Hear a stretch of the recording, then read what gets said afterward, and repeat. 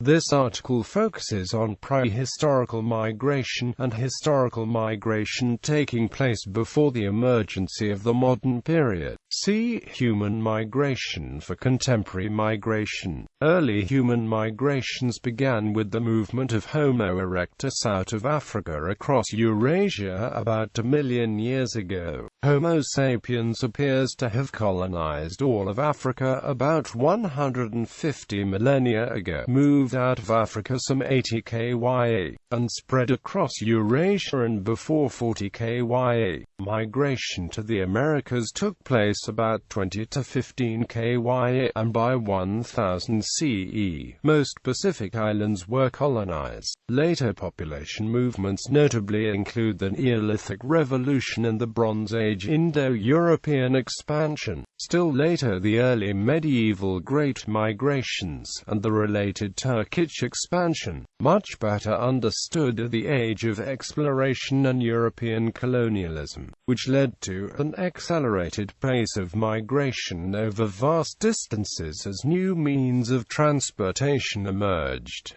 Early migrations. The peopling of the world begins with the spread of Homo erectus out of Africa and across Eurasia beginning about 1 million years ago. Anatomically modern humans appeared about 200 kya and had diverged into three main lineages within Africa by about 100 to 80 kya. L1, a colonizing southern Africa peoples bearers of haplogroup L2, be settling Central and West Africa, while the bearers of haplogroup L3 remained in East Africa. The recent out-of-Africa migration by parts of the L3 population began about 70 kya. This migration mostly replaced the descendants of the earlier expansion. The spread to southern Asia and Australasia dates to about 60 to 50 kya, and the spread into Europe and Central Asia to about 40 kya. Northeast Asian populations first reached the Americas about 30 kya. The specifics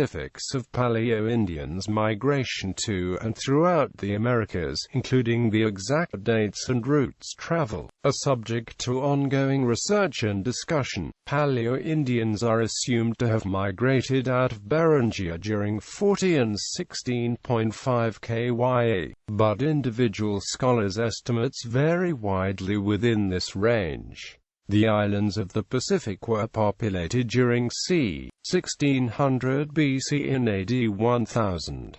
The Lapita people, who got the name from the archaeological site in Lapita, New Caledonia, where the characteristic pottery was first discovered, came from Austronesia, probably New Guinea, reaching the Solomon Islands around 1600 BC, and later to Fiji, Samoa and Tonga. By the beginning of the first millennium BC, most of Polynesia was a loose web of thriving cultures who settled on the island's coasts and lived off the sea. By 500 BC Micronesia was completely colonized. The last region of Polynesia to be reached was New Zealand in around 1000. The final region to be permanently settled by humans was the Arctic, reached by the Dorset culture during about 500 BC to AD 1500. The Inuit are the descendants of the Thule culture, which emerged from western Alaska around AD 1000 and gradually displaced the Dorset culture. Neolithic Revolution. Agriculture is believed to have first been practiced some 10,000 years ago in the Fertile Crescent. Further, it propagated as a wave across Europe, a view supported by archaeogenetics, reaching northern Europe some 5 millennia ago. VN Bronze Age. The proposed Indo-European migration has variously been dated to the end of the Neolithic, the early Neolithic and the late Paleolithic. The speakers of the Proto-Indo-European language are usually believed to have originated to the north of the Black Sea, and from there they gradually migrated into and spread the language by cultural diffusion to Anatolia, Europe. and Central Asia, Iran and South Asia starting from around the end of the Neolithic period. Other theories, such as that of Colin Renfrew, posit the development much earlier in Anatolia, and claim that Indo-European languages and culture spread as a result of the agricultural revolution in the early Neolithic. Relatively little is known about the inhabitants of pre-Indo-European Old Europe.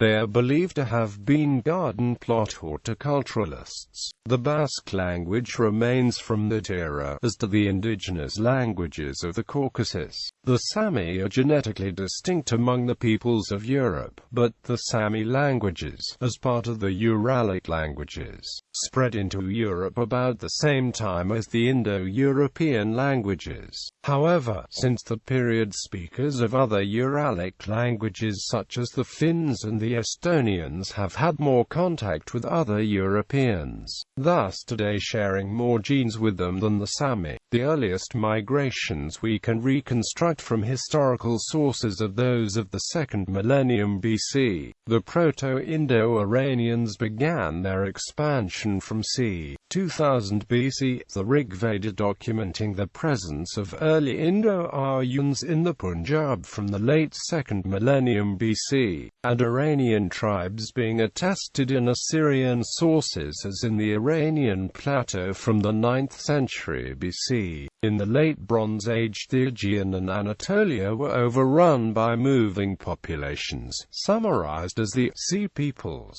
leading to the collapse of the Hittite Empire and ushering in the Iron Age.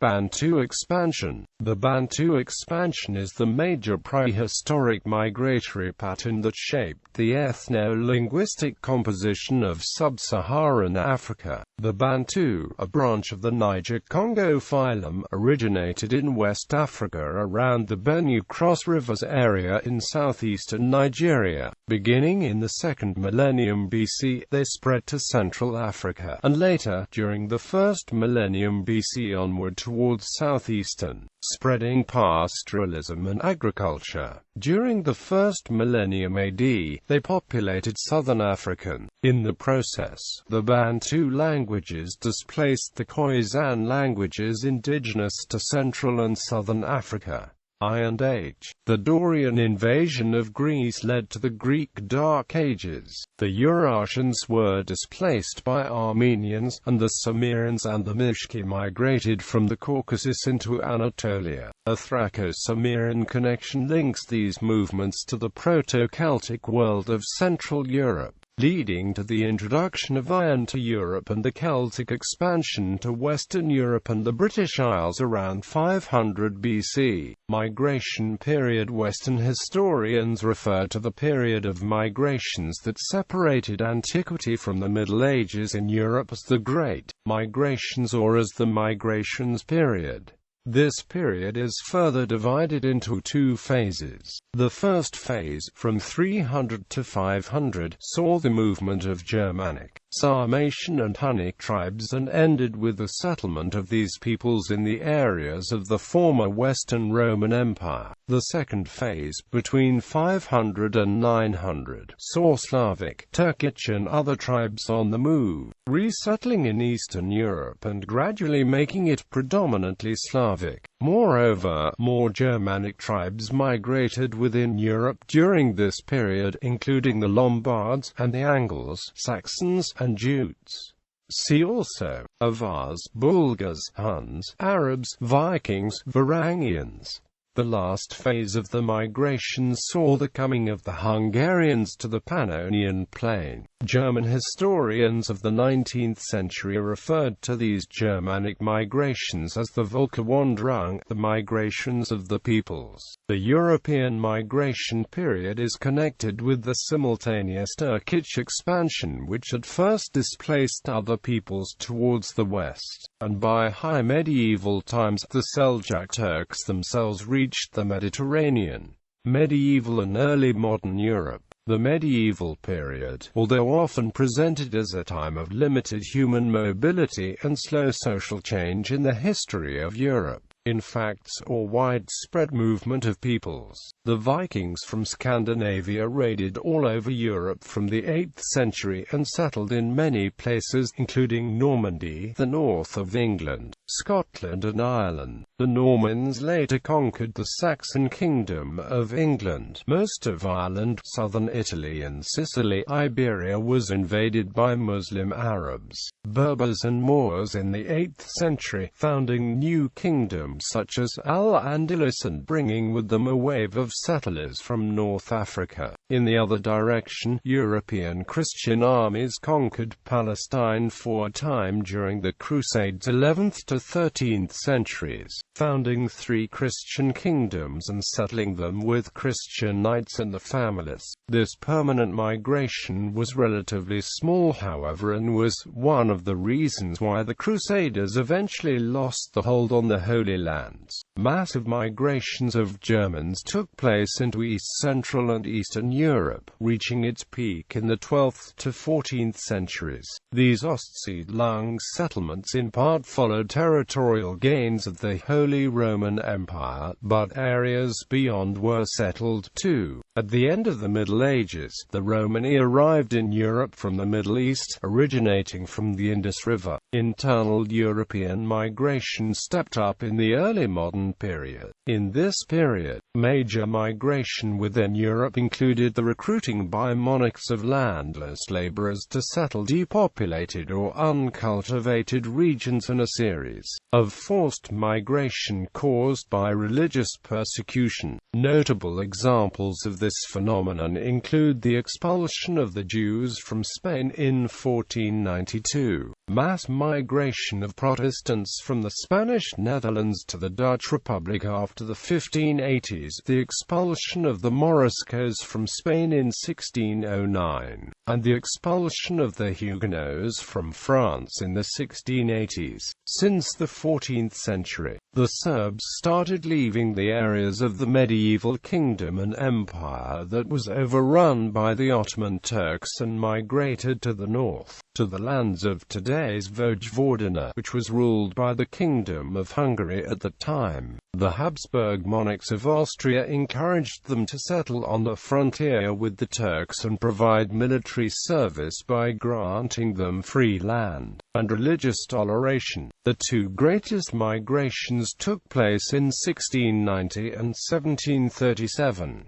Other instances of labor recruitments include the plantations of Ireland, the settling of Ireland with Protestant colonists from England, Scotland and Wales in the period 1560 to 1690, and the recruitment of Germans by Catherine the Great of Russia to settle the Volga region in the 18th century. European colonialism from the 16th to the early 20th centuries led to an imposition of European colonies in many regions of the world, particularly in the Americas, South Asia, Sub-Saharan Africa and Australia, where European languages remain either prevalent or in frequent use as administrative languages. Major human migration before the 18th century was largely state-directed. For instance, Spanish emigration to the New World was limited to settlers from Castile who were intended to act as soldiers or administrators. Mass immigration was not encouraged due to a labor shortage in Europe. Europeans also tended to die of tropical diseases in the New World in this period, and for this reason England, France and Spain preferred using slaves as free labor in their American possessions. Many historians attribute a change in this pattern in the 18th century to population increases in Europe. However, in the less tropical regions of North America's east coast, large numbers of religious dissidents, mostly English Puritans, settled during the early 17th century. Spanish restrictions on emigration to Latin America were revoked, and the English colonies in North America also saw a major influx of settlers, attracted by cheaper free land, economic opportunity and the continued lure of religious toleration. a period in which various early English colonies had a significant amount of self-rule prevailed from the time of the Plymouth colony's founding in